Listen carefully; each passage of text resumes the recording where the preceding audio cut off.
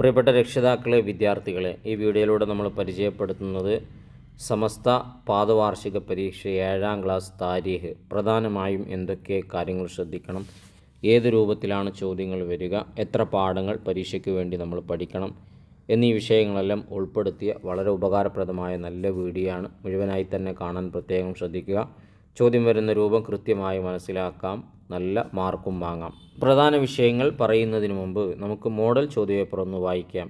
ഇൻഷാ അല്ലാഹ് എല്ലാ വിഷയങ്ങളും ഉൾപ്പെടുത്തിയ നല്ല മോഡൽ ചോദ്യപേപ്പർ നാളെ നമ്മുടെ ചാനലിൽ അപ്ലോഡ് ചെയ്യും. എല്ലാവരും സബ്സ്ക്രൈബ് ചെയ്തിട്ടുണ്ട് എന്ന് ഉറപ്പുവരുത്തുക, നഷ്ടപ്പെടാതിരിക്കട്ടെ. അപ്പോൾ ആദ്യം ഇതിൽ യോജിച്ചത് ചേർക്കാനാണ്. ഇതൊക്കെ നമ്മുടെ പാഠത്തിൽ അവസാനത്തിൽ വന്ന പ്രവർത്തനങ്ങൾ തന്നെയാണ്. അതിൽ 5 ചോദ്യങ്ങളുണ്ട്. 5 ചോദ്യങ്ങൾക്ക് യോജിച്ചത് പുറത്ത് നിങ്ങൾക്ക് കാണാൻ കഴിയും. ഇവിടെ ആദ്യം അബ്ദുല്ലാഹിബിൻ അബ്ബാസ് റളിയല്ലാഹു അൻഹു എന്നാണ് കൊടുത്തിട്ടുള്ളത്. അവരോട് യോജിച്ചത് മക്കയാണ്, നമുക്കറിയുന്നതാണ്. അതുപോലെ തന്നെ അബൂ ഹുറൈറ റളിയല്ലാഹു അൻഹു മദീനയുമാണ്. ശേഷം വരുന്നത് അബൂ മൂസൽ അശ്അരി റളിയല്ലാഹു അൻഹു ആണ്, അദ്ദേഹം കൂഫയാണ്. പിന്നെ ഇമാം അഹ്മദ് റളിയല്ലാഹു അൻഹു, അഹ്മദ് ഇബ്നു ഹംബൽ എന്ന് നമ്മൾ അറിയുന്നതാണ്, അതുകൊണ്ട് ഹംബലി എന്നതാണ് യോജിച്ചത്. ഇനി 5ാമത്തത് അബ്ദുല്ലാഹിബിനു അംറുബിനുൽ ആസ് റളിയല്ലാഹു അൻഹു, ഏതാണ് യോജിച്ചത്? മിസ്റാണ് യോജിച്ചത്. അപ്പോൾ ഈ വിഷയങ്ങൾ പ്രധാനപ്പെട്ടതാണ്, നോട്ട് ചെയ്ത് വെക്കുക. ഇനി 2ാമത്തത് തമ്മിം ബിമാ യുനാസിബു മിനൽ കൗസൈനി. താഴെ കൊടുത്തിരിക്കുന്ന 5 ചോദ്യങ്ങൾക്ക് യോജിച്ചത് ബ്രാക്കറ്റിൽ നിന്ന് തിരഞ്ഞെടുക്കാനാണ്. ഇതുപോലെ തന്നെ പഠിച്ചു വെക്കുക. ഇതിൽ 3 എന്തായാലും നമുക്ക് പ്രതീക്ഷിക്കാം. അതുകൊണ്ട് ഈ 5ഉം ഇപ്പോൾ തന്നെ നമ്മുടെ മൈൻഡിൽ മനഃപ്പാടമാക്കി വെക്കുക. അതിൽ 1ാമത്തത് ഇമാം അബൂ ഹനീഫ റളിയല്ലാഹു അൻഹുവിൻ്റെ ജനന വർഷമാണ് ചോദിച്ചിട്ടുള്ളത്. ഹിജ്റ 80 അദ്ദേഹം ജനിച്ചത്. ബ്രാക്കറ്റിലുണ്ട് ഹിജ്റ 80 എന്നുള്ളത്. 2ാമത്തത് ഇമാം മാലിക് റളിയല്ലാഹു അൻഹുവിൻ്റെ ജനന വർഷം ഹിജ്റ 95.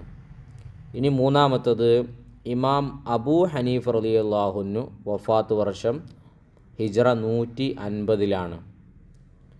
ഇനി 4ാമത്തത് ഇമാം മാലിക് റളിയല്ലാഹു അൻഹുവിൻ്റെ വഫാത്ത് വർഷം ഹിജ്റ 179.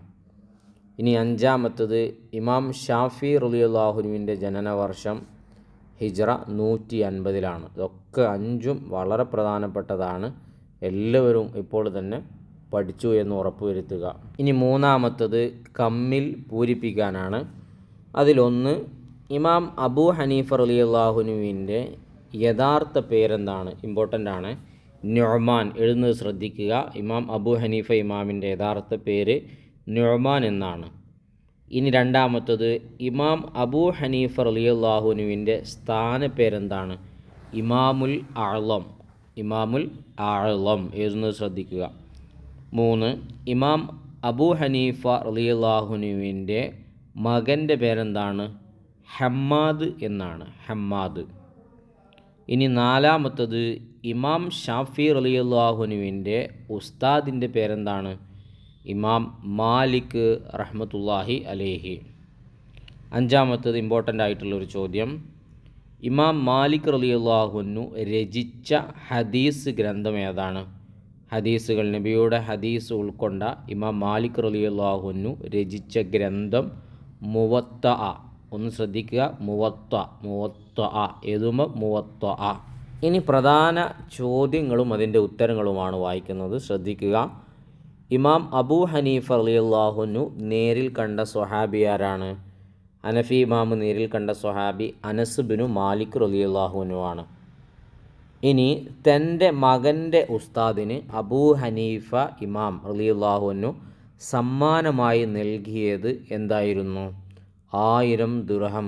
ഫാത്തിഹ പഠിപ്പിച്ചു കൊടുത്തതിൻ്റെ പേരിൽ അബൂ ഹനീഫ ഇമാം തൻ്റെ മകൻ്റെ ഉസ്താദിന് കൊടുത്തു 1000 ദിർഹം എന്ന് നമ്മൾ പാഠത്തിൽ പഠിച്ചില്ല, ഇമ്പോർട്ടൻ്റ് ആണ്.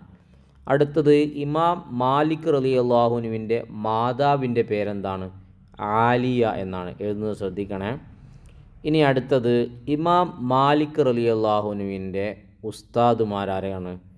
ഇമാം സുഹ്രി റഹ്മത്തുള്ളാഹി അലൈഹി, യഹ്യ ബിനു സഈദ് റഹ്മത്തുള്ളാഹി അലൈഹി. ഇതാണ് പ്രധാന ഉസ്താദുമാർ. ശ്രദ്ധിക്കുക, മാലിക് ഇമാമിൻ്റെ പ്രധാന ഉസ്താദുമാരാണ് ചിലപ്പോൾ ഒന്ന് ചോദിക്കാൻ സാധ്യതയുണ്ട്, നോട്ട് ചെയ്ത് വെക്കുക. ഇനി അടുത്തത് ബയ്യിൻ, വ്യക്തമാക്കാനാണ്.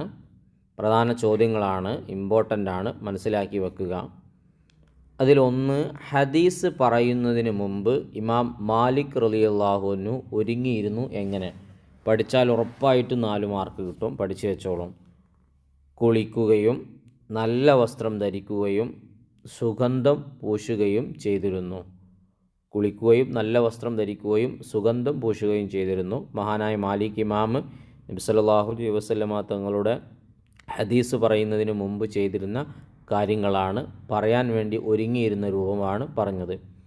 2, ഇമാം അബൂ ഹനീഫ റളിയല്ലാഹു അൻഹുവിനെ സംബന്ധിച്ച് ഷാഫി റളിയല്ലാഹു അൻഹു ഇമാം എന്തു പറഞ്ഞു? ഷാഫി ഇമാം അബൂ ഹനീഫ റളിയല്ലാഹു അൻഹുവിനെ കുറിച്ച് എന്താണ് പറഞ്ഞത്?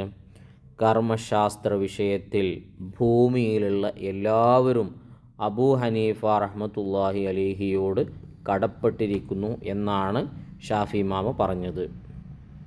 ഇനി അടുത്തത്, മൂന്നാമത്തത്, ഇസ്ലാം ലോകത്തിൻ്റെ വിവിധ ഭാഗങ്ങളിലേക്ക് വ്യാപിച്ചിരുന്നു എപ്പോൾ?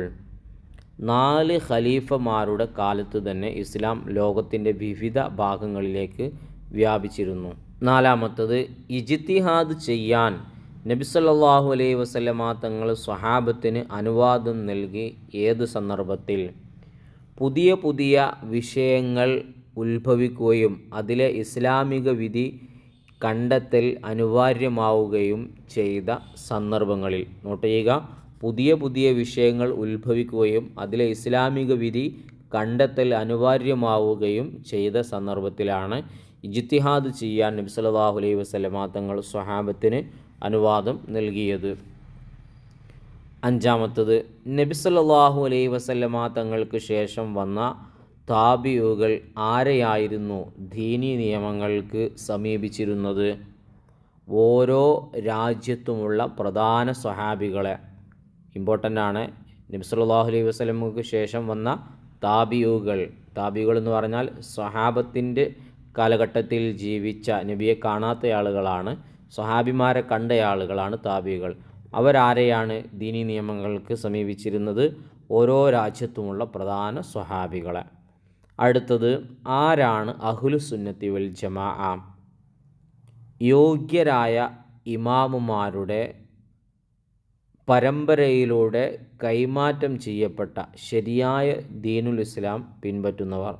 ഒന്നുകൂടെ, യോഗ്യരായ ഇമാമുമാരുടെ പരമ്പരയിലൂടെ. അപ്പോൾ യോഗ്യരായ ഇമാമിൻ്റെ പരമ്പരയിലൂടെ ആയിരിക്കണം. കൈമാറ്റം ചെയ്യപ്പെട്ട, കൈമാറ്റം ഇങ്ങനെ കൈമാറി പോകുന്നതായിരിക്കണം. പക്ഷേ ശരിയായ ദീനുൽ ഇസ്ലാം പിന്തുടർന്നവരുമായിരിക്കണം. അപ്പോൾ ഇവരാണ് അഹ്ലുസുന്നത്തി വൽ ജമാഅ. ഇത് വായിച്ചു കഴിഞ്ഞതിലൂടെ ഏറെക്കുറെ ചോദ്യം വരുന്ന രൂപം നമുക്ക് മനസ്സിലായി കഴിഞ്ഞു. ഇൻഷാ അല്ലാഹ് നാളെ നല്ല താരീഖിൻ്റെ ചോദ്യപേപ്പർ, എല്ലാ വിഷയങ്ങളും ഉൾപ്പെടുത്തിയ ചോദ്യപേപ്പർ അപ്ലോഡ് ചെയ്യും. സബ്സ്ക്രൈബ് ചെയ്യാത്തവർ ചെയ്യുക, ഒരു ലൈക്ക് കൊടുത്തേക്കുക. ഉപകാരപ്പെട്ടെങ്കിൽ കമൻറ്റിലൂടെ എഴുതി അറിയിക്കുക. നല്ല വീഡിയോയുമായി നമുക്ക് വീണ്ടും കാണാം.